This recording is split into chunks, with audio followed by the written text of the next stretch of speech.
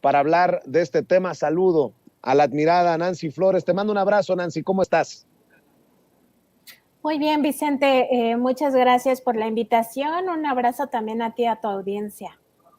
Pues que creo que estamos ante esas oportunidades históricas de definir quién está y de qué lado con esta supuesta defensa al INE y por el otro lado el apoyo a la reforma electoral del gobierno del presidente Andrés Manuel López Obrador, Nancy.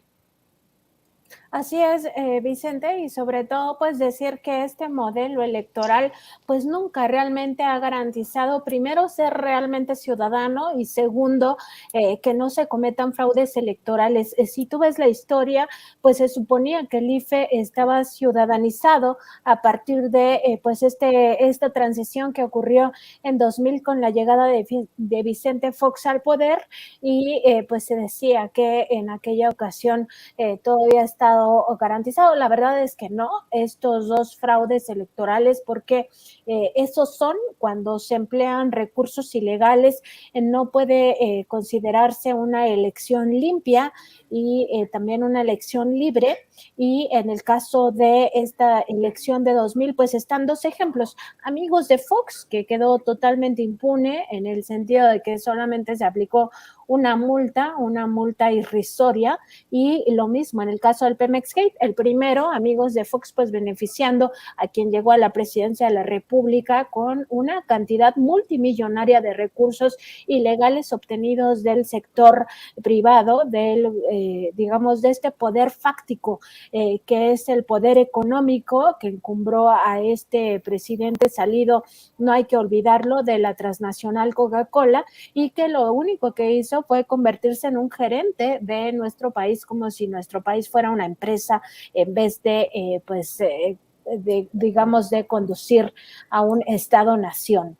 Y en el caso del Pemex Gate, pues no hay que olvidar que el Partido Revolucionario Institucional destinó más de 1,500 millones de pesos a la campaña de Francisco Labastida, quien pues era el candidato presidencial de aquel momento, y también se multó a el PRI, pero esto no significa que se haya roto la impunidad.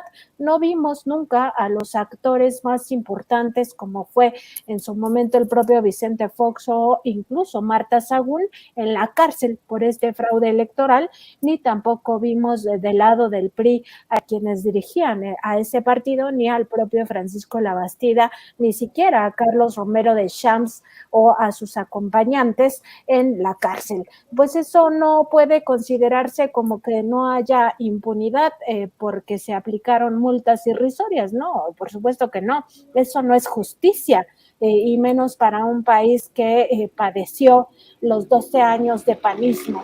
Después vemos el caso de las elecciones de 2006, pues abiertamente los dados cargados, el propio Vicente Fox diciendo pues que él había cargado los dados a favor de Felipe Calderón Hinojosa para que no llegara el ahora presidente de la República, Andrés Manuel López Obrador.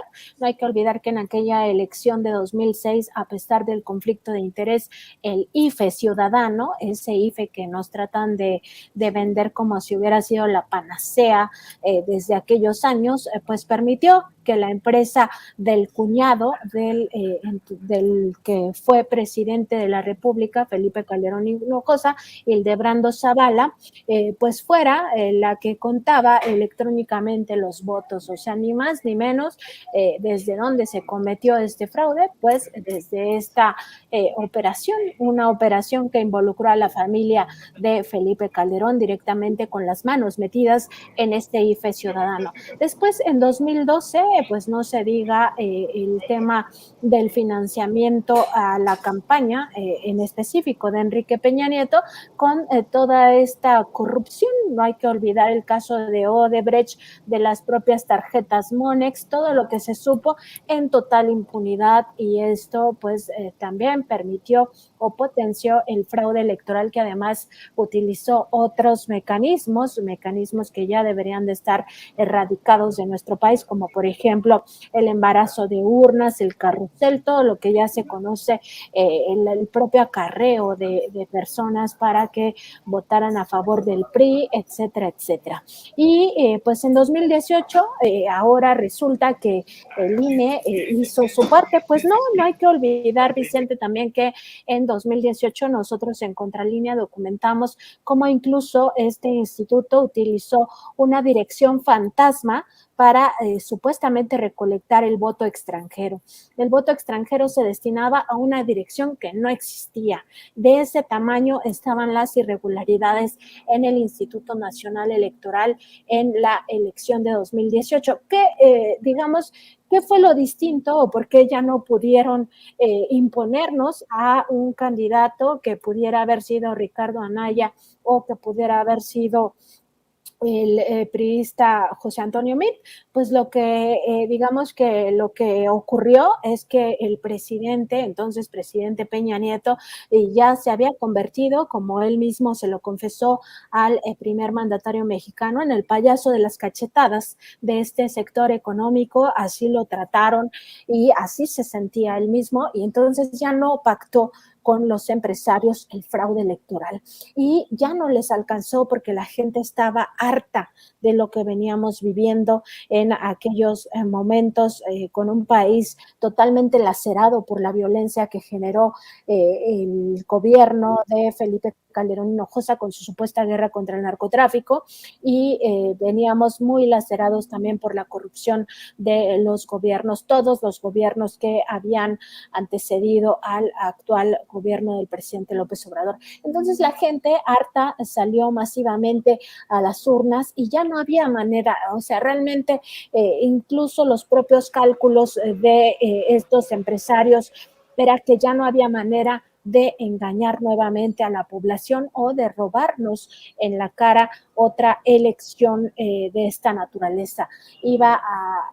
Digamos que el análisis que existía en ese momento es que estallarían ya algunas revueltas sociales en ciertos sectores de la sociedad. Ya había un descontento a tal grado de pues incluso pensar en que la única vía para un cambio en este país eran las armas. Entonces ya no hubo manera de que aplicaran un nuevo fraude electoral. Entonces, ¿de qué INE o de qué IFE nos hablan cuando dicen que defienden la democracia? No, en realidad ellos defienden un sistema que les permitió durante muchos años imponernos a presidentes de la República, a gobernadores con ciertas características que beneficiaran a esa élite económica sobre todo. ¿Y eso qué significó para nuestro país? Significó un baño de sangre permanente, significó gobiernos autoritarios, porque no hay que olvidar la guerra sucia del Partido Revolucionario Institucional en el poder,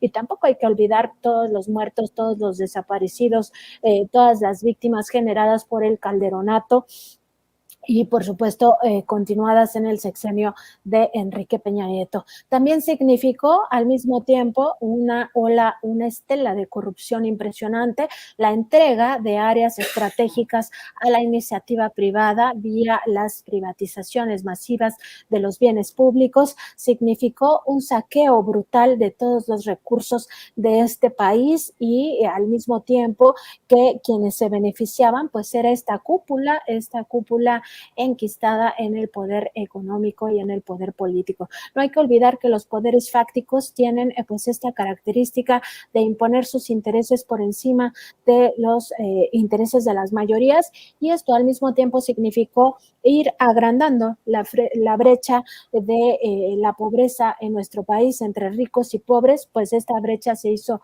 muy grande. Se habla de 70 millones de personas que cayeron en una situación de pobreza, que ahí pues hay los pobres extremos que no tienen ni siquiera para comer al día, y de ahí todos los niveles de pobreza que te llevan a no tener garantizados los demás derechos humanos. O sea, puedes tener, por ejemplo, garantizado el alimento, pero ya no tener garantizado la educación, el vestido, la vivienda, la salud, en fin, todos los demás derechos humanos, pues ya no los tienes garantizados. Eso es lo que defienden quienes van a marchar el domingo, y pues no hay que olvidar que lo que nos hicieron en el pasado como sociedad, cómo nos impusieron a estos gobernantes a través del fraude electoral, de la corrupción electoral, y al mismo tiempo defienden el dispendio en el Instituto Nacional Electoral, donde hasta, pues como lo recordaba hace unos días, se le pagó en el pasado, se les pagaba a los funcionarios de este Instituto Federal Electoral, hoy INE, hasta la dote matrimonial, se les daba recursos porque se casaran. Eso se convirtió en un gran negocio en el cual pues incluso se casaban entre compañeros para obtener este recurso, inmediatamente después se divorciaban. Un gran negocio es lo que han hecho con este instituto a lo largo de estos 22 años. No ha sido jamás un instituto democrático, ni mucho menos un instituto que haya garantizado elecciones limpias, libres y, por supuesto, sin fraudes electorales, Vicente. Pues mientras anuncian que habrá marchas en 50 de las ciudades más importantes de México, quiero leer un tuit que subiste y que creo que es brutal. La sociedad civil que defiende el racismo, clasismo, corrupción electoral, lujos con cargo al erario bajo el eufemismo de defender al INE, decidió marchar al Monumento a la Revolución. Con ello acepta, 1, que no llenará el Zócalo, y 2, que le molestan los principios juaristas. Concuerdo contigo, suscribo, mi querida Nancy Flores. ¿Con qué reflexión cerramos? Obviamente, el lunes podremos ya tener una claridad de qué significa en cuestión de números esta oposición y este grupo que pues no comparte la visión del presidente Andrés Manuel López Obrador. Pues precisamente con eso, o sea, no están defendiendo la democracia, sino que en realidad defienden su propio patrimonio, defienden sus propios intereses. Por eso quien convoca, pues no es un demócrata, es un empresario que ha visto mermados sus privilegios, que ya no tiene pues aquellas devoluciones multimillonarias de impuestos que no le perdonan este pago de la carga impositiva para que el desarrollo y sobre todo la entrega de recursos sea para los más pobres. Un empresario que al mismo tiempo ha visto mermados sus negocios con el gobierno y pues que no, en realidad no quieren un Estado debilitado como para que ellos vivan a su aire, ¿no? O sea, lo que quieren, lo que necesitan es un Estado del cual seguir chupando los beneficios. Ese empresario pues es Claudio X González Guajardo, detrás de él están otros empresarios que están muy bien identificados, que impulsan el llamado golpe de Estado blando y que eso absolutamente no es democrático, y defienden un modelo que les ha servido para el fraude electoral histórica y sistemáticamente, y defienden al mismo tiempo pues este saqueo a las arcas. No hay que olvidar que cada consejero del Instituto Nacional Electoral, encabezados por supuesto por Lorenzo Córdoba Vianello, cuesta a los mexicanos alrededor de 4,5 millones al año.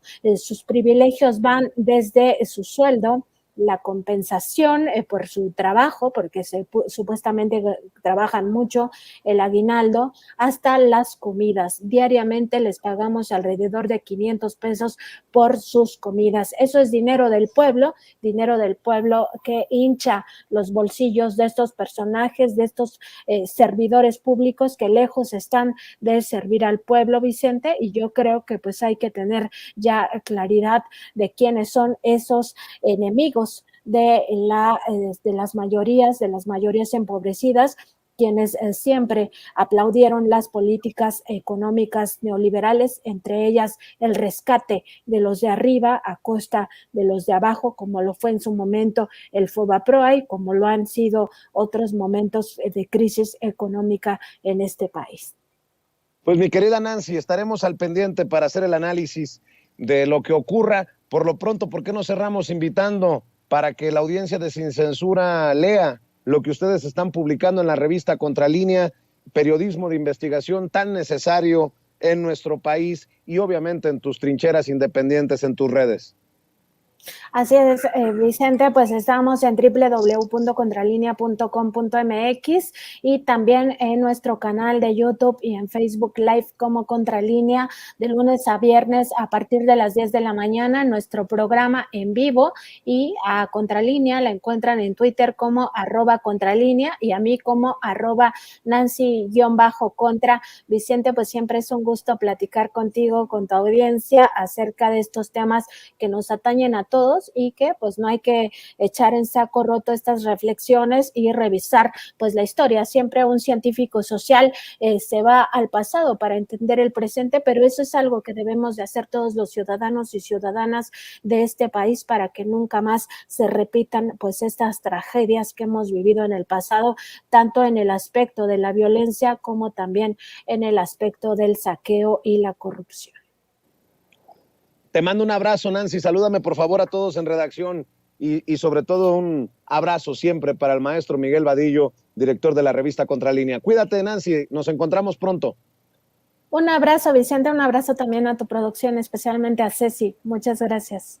Gracias. Es Nancy Flores, corresponsal de la revista Contralínea, hablando con nosotros sin censura.